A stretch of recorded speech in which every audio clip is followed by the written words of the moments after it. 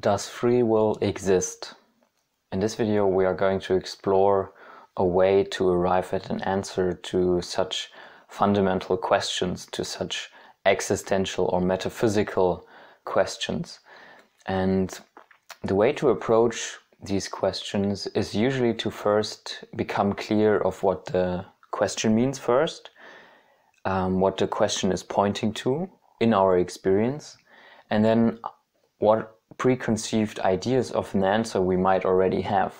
So that means, do we have already some belief about the answer to this question? What is our current knowledge about this topic? And then to see whether we are really getting to the truth with those beliefs, or maybe they are just some conceptual reference to some other concepts. And so when we ask the question, do we have free will? We should first of all try to become aware what the question is pointing to.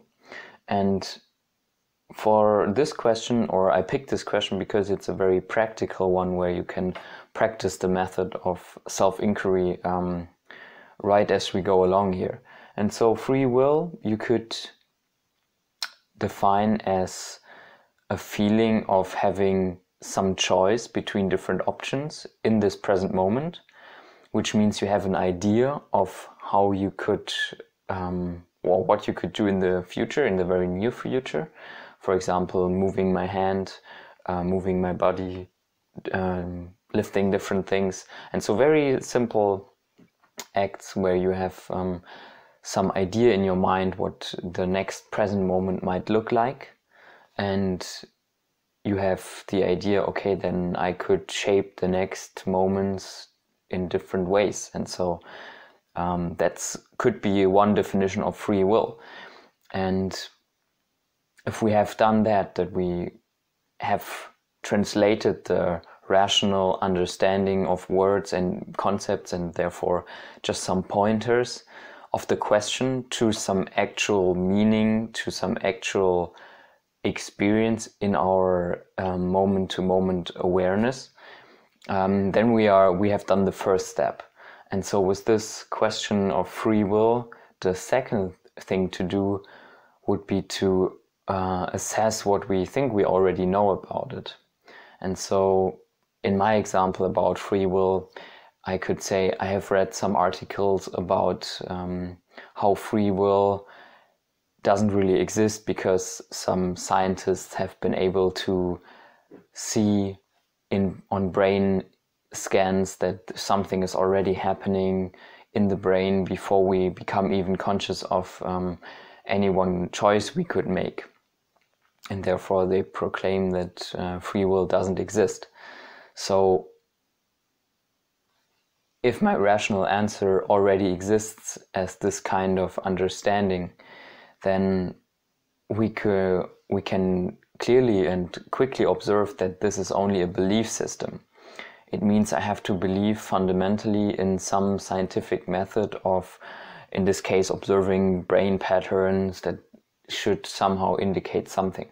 And no matter how sophisticated or how deep and complex an explanatory model can get, it will always only be a reference to some other concept. It will always be some conceptual construct floating up somewhere in the domain of thought, in the domain of rational understanding. And usually it doesn't really relate back to our current present moment experience, where really the only place is where we can generate some experience we could call knowledge, or we can later say, yeah, this is derived from direct knowledge, from real knowledge, and not belief. And so in this case, with the question of does free will exist, this whole concept of some scientific method with brain scans being able to explain and fully solve this question of free will is quickly seen as that it can never be successful. And so then finally we arrive at a inner state of openness, because from this not knowing, from accepting that, okay, whatever we think we can explain is not knowing, but is just a belief, and will never fit the answer. Because in the first step, remember, we have seen that actually the domain of experience that this question is pointing to isn't in the realm of of rational understanding. The question is formulated as a rational thought, as a understanding in thought, but it is not what we are pointing to. And this gets confused so often, and this is very, very crucial. We think that we can answer the questions in the same domain as they arise. But usually we forget that these questions, when they arise, they are only pointing to some other experience, to some other domain in our awareness and in our experience. So when we have seen that, we know the answer might also come in the same domain that the question is pointing to, and not in the domain of rational thought. So in this case, we have to look to our current present experience as actually in every endeavor of trying to gain some true knowledge.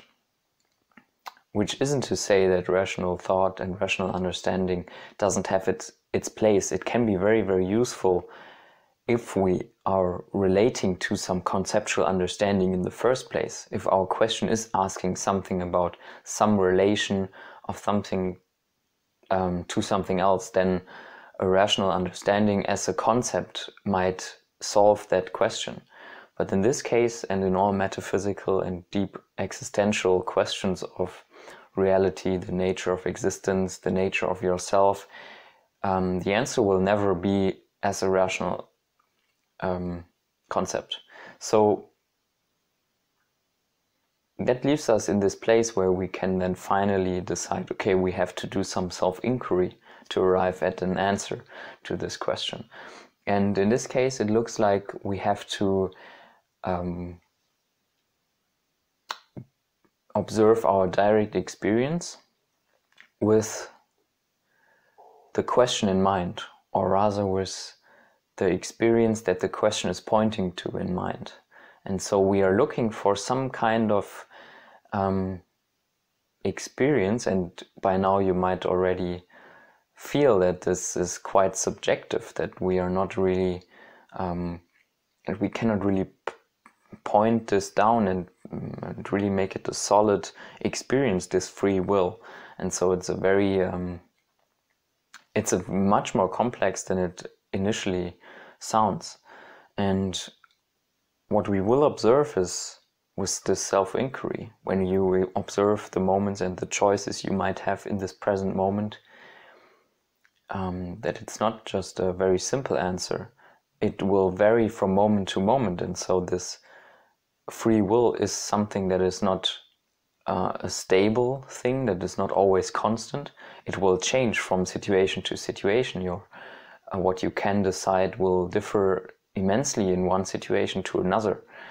And we know that intuitively, but when we look for an answer, we don't want this vague understanding of free will exists in some instances and not in others. But then really, when you do this self-inquiry on this question of free will, you will observe that every moment is just a flowing of sensations, and the next moment is fundamentally unknown and unknowable. And so you can have a certain degree of, it has a certain degree of predictability, and so you can predict what you want to choose, but you cannot kind of pull every certain possibility into the present moment and then choose between the different ones. You will only be able to manifest one of these choices. And so this method of self-inquiry, which means to really sit with the open possibility of not knowing the answer and then letting the answer come to you as an experience, is really the way to arrive at a place where true knowledge can arise, which again will not be in the realm of, or in the domain of, rational conceptual understanding. So there will not be suddenly a thought pop into your mind of, oh yeah, that's the way it is, and this explains it perfectly. It will usually be just an experience of some other sort, which doesn't mean there will be thoughts accompanying that experience. Your rational thinking mind will certainly try to explain what is experienced right now, and so you might have some thoughts accompanying that experience, which again is a big trap, because you can confuse the rational thought understanding for the truth itself, whereas it's only a pointer to what was experienced. I hope this self-inquiry was helpful to you, and also not only the self-inquiry, but also this general method of relating the question to the domain of that it's actually pointing to, and looking for the answer there instead of just the domain of rational thought. And then first of all, making sure you are firmly grounded in this understanding that you don't know the answer, because any preconceived beliefs you might have, which certainly cannot be the truth, you first have to discover that that's a concept in yourself, and that you are not having a truth but a belief, and then you are open to discover something that can be truly known from this place of not knowing. So thank you for watching, and see you in the next video. Goodbye.